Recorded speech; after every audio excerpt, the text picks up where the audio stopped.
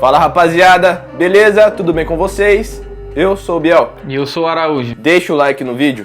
Se inscreva se não for inscrito e ative o sininho de notificações. Então sem enrolação porque o assunto de hoje é sério. Araújo, solta a vinheta.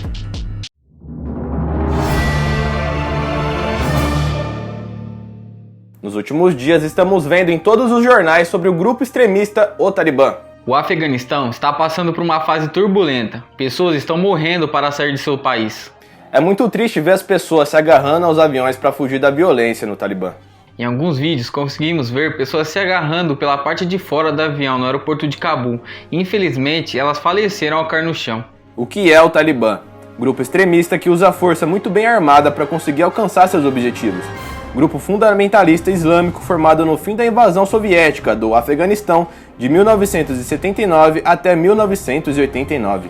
O grupo defende uma rígida interpretação do livro Alcorão para governar o país. Talibã significa estudantes em Pashto, uma das línguas faladas no Afeganistão. A ideologia do grupo se baseia no salafismo, uma forma radical do islamismo.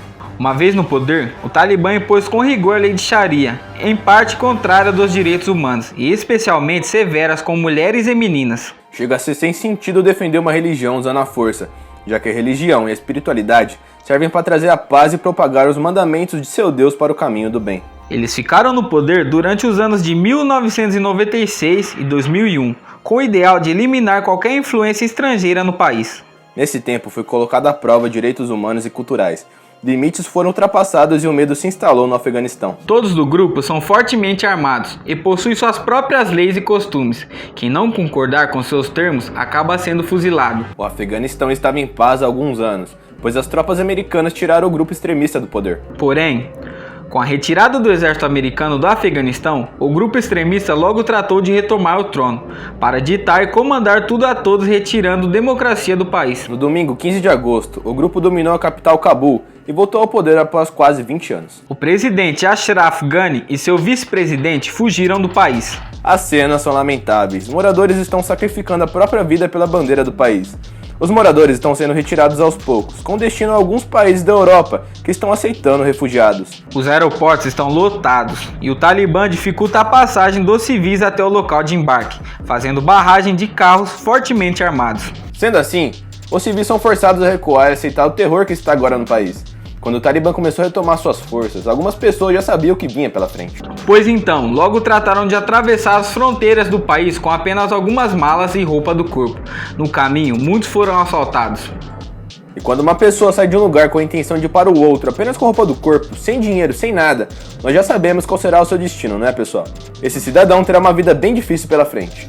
A formação do grupo é um dos efeitos colaterais da Guerra Fria dos Estados Unidos e a Rússia. As mulheres são as mais afetadas pela ditadura. Elas não têm permissão para trabalhar, estudar e devem ficar trancadas em casa. Mulheres acusadas de adultério são severamente apedrejadas pela rua. Fora isso, eles também proibiram a música, televisão, livros e filmes. Dá pra se medir a crueldade do grupo quando em 2012 o Talibã baleou uma jovem garota de 15 anos, a estudante Malala Yousafzai, por defender o direito das mulheres em estudar.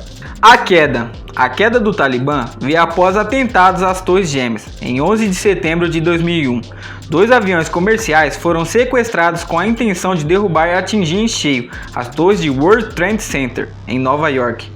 3.000 pessoas morreram, e no mesmo dia, um outro avião foi arremessado contra o edifício do Pentágono, sede do Departamento de Defesa dos Estados Unidos. O famoso Osama Bin Laden foi responsável pelos ataques. O Talibã foi acusado de fornecer refúgio à Al-Qaeda. Além disso, o Talibã também financiava a Al-Qaeda, e também permitia que eles usassem o Afeganistão como base para bolar seus planos. Logo após os ataques, os Estados Unidos organizou uma invasão ao Afeganistão, com pesados bombardeios aéreos. Mohamed Omar Salat George Bush mobilizou milhares de soldados ao Oriente Médio com a intenção de acabar com os grupos extremistas e também colocando a cabeça de Osama Bin Laden e Saddam Hussein em xeque. Mullah Mohamed Omar e outras pessoas importantes conseguiram fugir. Vitória dos Estados Unidos. Após isso, o governo americano instalou bancos e bases no Afeganistão, controlando os pontos mais importantes do país, como os aeroportos. O problema é que as tropas talibãs ficaram apenas enfraquecidas, mas nunca deixaram de existir.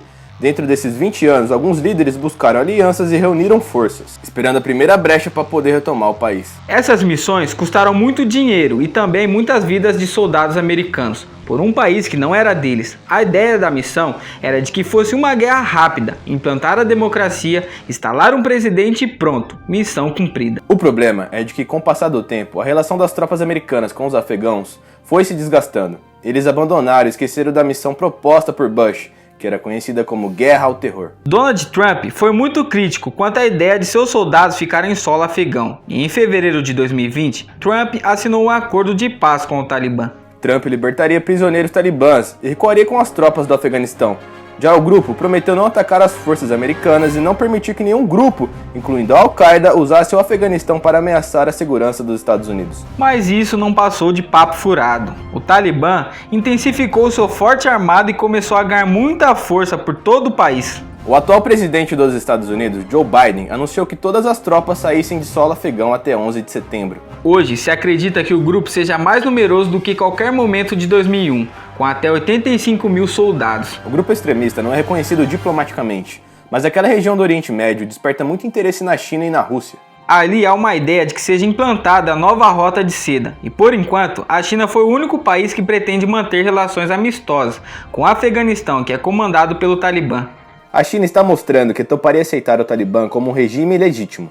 A Rússia disse que aceitaria, sim ou não, dependendo de suas ações. O terror está voltando. Professores estão se despedindo de suas alunas e algumas mulheres já foram proibidas de trabalhar em algumas áreas. Após alguns minutos do discurso de um dos líderes chamado Zabihullah Mujahid, propagandas de lojas com mulheres de modelo foram retiradas e rasgadas. Um estudioso disse: sob controle tirânico do grupo fanático religioso fortemente armado, o país encontra-se numa encruzilhada que torna o caminho para a democracia praticamente impossível. De um lado, o imperialismo estadunidense imposto pelo controle militar estrangeiro. De outro, o uso da força armada para impor retrocessos sociais e econômicos, pautados pela intolerância e pelo obscurantismo do grupo conservador ultranacionalista. Há uma clara hierarquia no grupo.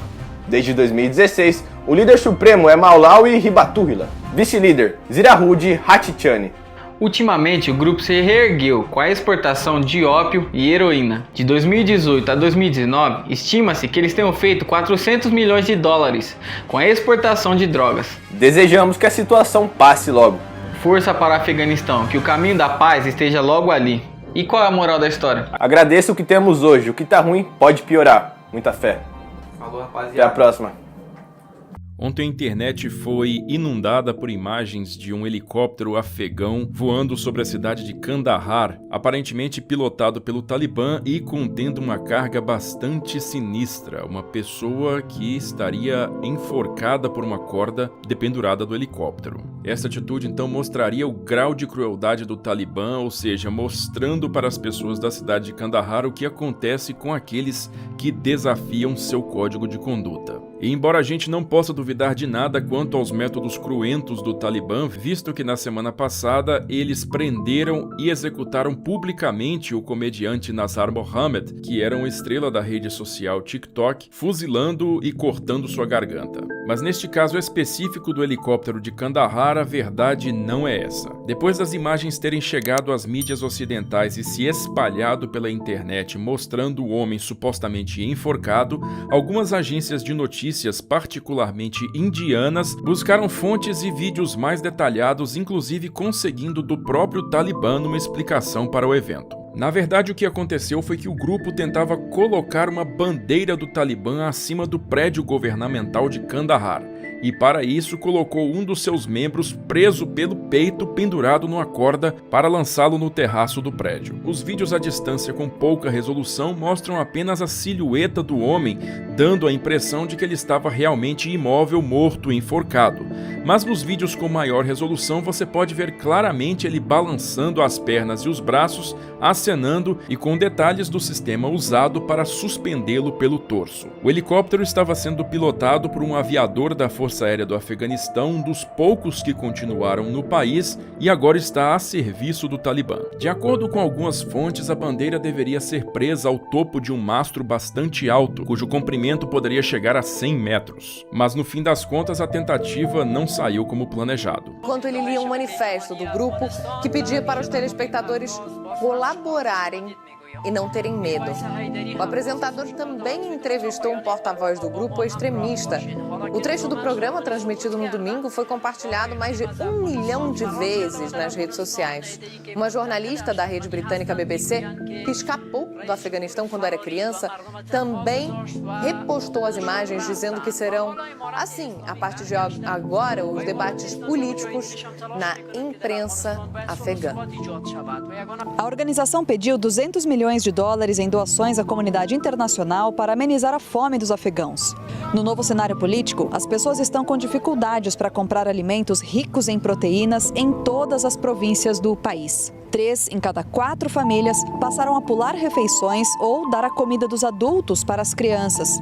Uma situação que pode piorar com a seca nas lavouras de cereais e a chegada do inverno nos próximos meses. A Direitos Humanos da ONU alertou para a violência empregada pelo Talibã na repressão de protestos pacíficos. Segundo a comissão, pelo menos 4 pessoas foram mortas.